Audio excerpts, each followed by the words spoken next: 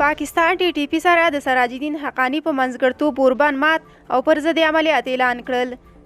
د پاکستان پوځ له تحریک طالبان پاکستان سره د طالبانو د کورنۍ چارو وزیر سراج الدین حقاني په منځګړیتوب تر سره شوی اوربند مات او د دې ډلې خلاف د پوځي عملیاتو اعلان وکړ.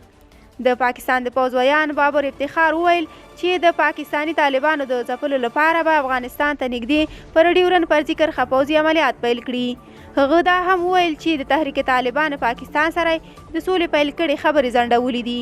هغه د دې پریکړې د دلایلو ښودلو پرته ویلي تحریک طالبان داسې شرایط لرل چې زموږ له نظره د مذاکرې وړ نه وو.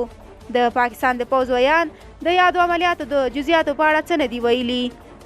د پاکستاني طالبانو او حکومت ترمنځ شاوخوا 2 میاشتې وړاندې په خوست ولایت کې د سولې په موخه مذاکرات پیل او په ترڅ کې هوکړه وشوه چې دواړه لوري به په لنډمهاله توګه اوربند او د پاکستان حکومت به شاوخوا 10 پاکستاني طالبان له زندانه خوشي کوي.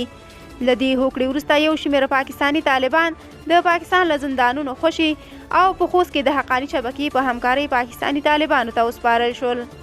د یادې هوکړې له اعلانېدو سره سم د تحریک طالبان پاکستان یو شمېر ډلو د دغې هوکړې له مخالفت سره ټینګار وکړ چې د پاکستان د کفري نظام خلاف به جهاد ته دوام او په پاکستان کې د شرعي نظام د حاکمیت لپاره مبارزه وکړي.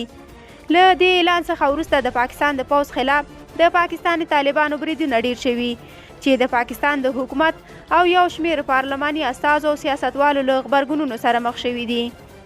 د طالبانو د حقاني شبکې مشر او د کورنۍ چارو وزیر سراج الدین حقاني او طالب ویاندویانو د پاکستان د پوځ او تحریک طالبان د ماشي اوربند په اړه غبرګون نه دی ښودلی.